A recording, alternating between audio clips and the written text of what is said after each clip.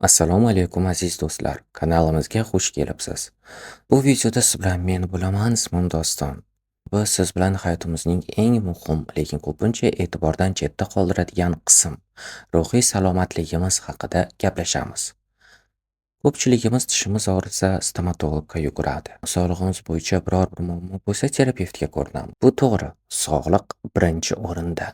Lekin ko'nglimiz g'ash bo'lsa, xavotir yoki tushkunlik bo'lsa-chi, ko'pincha o'tib ketadi deb qo'l siltaymiz. Shu mavzuni chuqurroq tushunish uchun men yaqinda ajoyib bir kitobni o'qib chiqdim va uning eng muhim joylarini sizlarga o'zbek tilida o'qib berishga harakat qilaman. Bu Natalya Kiselnikovaning "Men bilan hammasi joyida" kitobi. Rus tilida aytadigan bo'lsak, "Со мной всё в порядке. Доказательная psixologiya". Muallif 20 yillik tajribaga ega bo'lgan psixolog. U kitobda quruq nasihat emas, balki aniq ilmiy faktlarga asoslangan dalilli psixologiyani yoritib bergan. Bugungi videoda men sizlarga aynan shu kitobning birinchi bobini qisqacha so'zlab beraman. Bu bobdagi tarixiy faktlar sizni hayratda qoldirishi va aniq nima uchun ruhiy salomatlikka e'tibor berish xuddi qo'l yuvish kabi muhim ekanligini isbotlab beradi. Tayyor bo'lsangiz, boshladik.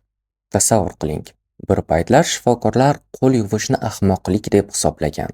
Ha, kulgili eshitiladi, shunday emasmi? Lekin bugungi suhbatimiz faqat tarix haqida emas, balki bugungi kunda biz e'tiborsiz qoldirayotgan, ammo hayotimiz uchun suv va havodek zarur bo'lgan bir narsa haqida. Bu nima ekanligini bilmoqchi bo'lsangiz, videoni oxirigacha ko'ring. Boshladik. Bir so'mga 1846-yilga Avstriya imperiyasiga sayohat qilamiz. Vena markaziy gospitali. Bu yerda dunyoga kelayotgan chaqaloqlar va ularning onalariga vengriyalik shifokor Ignats Filip yordam berardi. U o'z kasbining ustasi va bemorlarga chin dildan qayg'uradigan inson edi. Lekin uni bir savol tinch qo'ymas edi. Nega onalar tug'ruq paytida yoki undan keyin ko'p o'tmay vafot etishadi? O'sha paytlarda bu haqiqiy fojia edi. Tasavvur qiling. Ignats boshqargan tug'ruqxonada har 1000 ta onadan 36 tasidan to 98 tasigacha vafot etardi. Bu dahshatli raqam. Taqqoslash uchun hozirgi kunda Yevropada bu ko'rsatkich 100 mingtadan atigi 8 tani tashkil qiladi. Farqi sezilyaptimi? Ignats bir narsani payqagan. Kasalxonada 2 bo'lim bor edi. Birinchi bo'limda talabalar va shifokorlar ishlardi. O'lim ko'rsatkichi juda yuqori edi.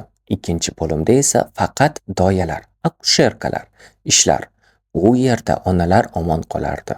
Ya'ni o'lim darajasi past edi. Nega bunday? Sababi talabalar va shifokorlar ertalab o'likxonada, morgda vafot etgan ayollarning jasadini yorib o'rganishar. So'ngra qo'llarini yuvmasdan to'g'ri tug'ruq bo'limiga kirib, homilador ayolni tekshirishar edi. Ikkinchi bo'limda ishlaydigan doyalar esa o'likxonaga bormasdi.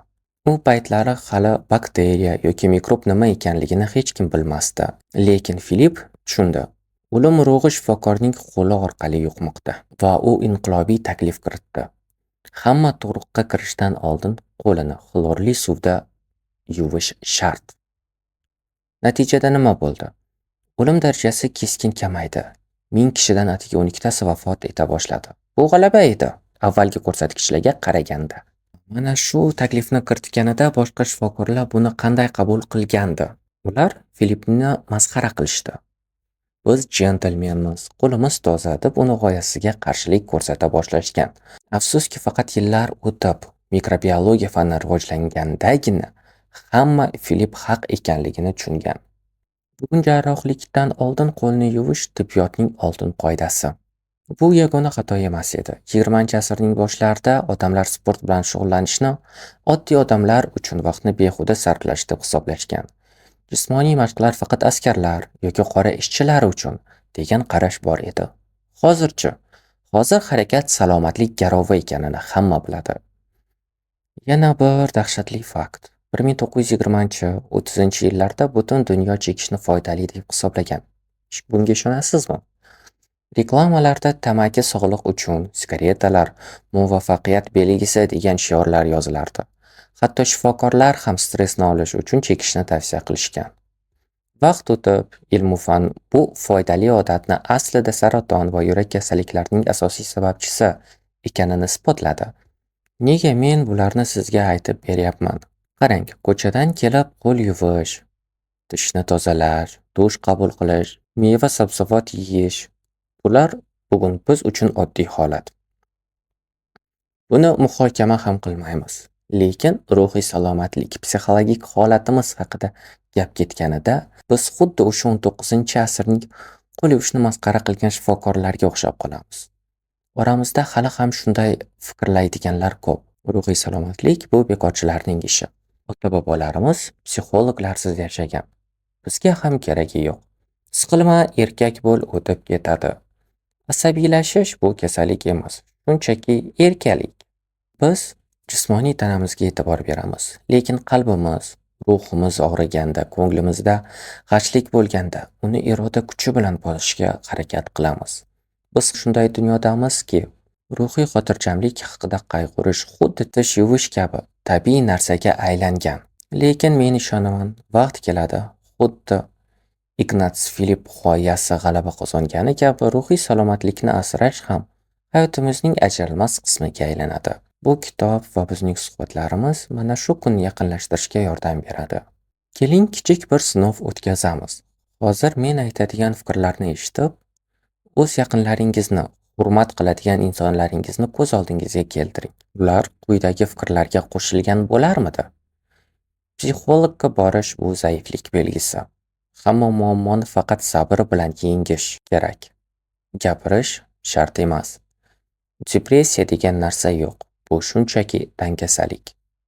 Agar bu gaplar tanish tuyulgan bo'lsa, demak bizda hali qiladigan ishlar ko'p. Azizlar, o'zingizni asrang, tanangiz tozaligiga qanday e'tibor bersangiz, ruhiy holatingizga ham shunday e'tibor bering. Video foydali bo'lgan bo'lsa, like bosing va yaqinlaringiz bilan ulashing. Keyingi videolarda ko'rishguncha salomat bo'ling.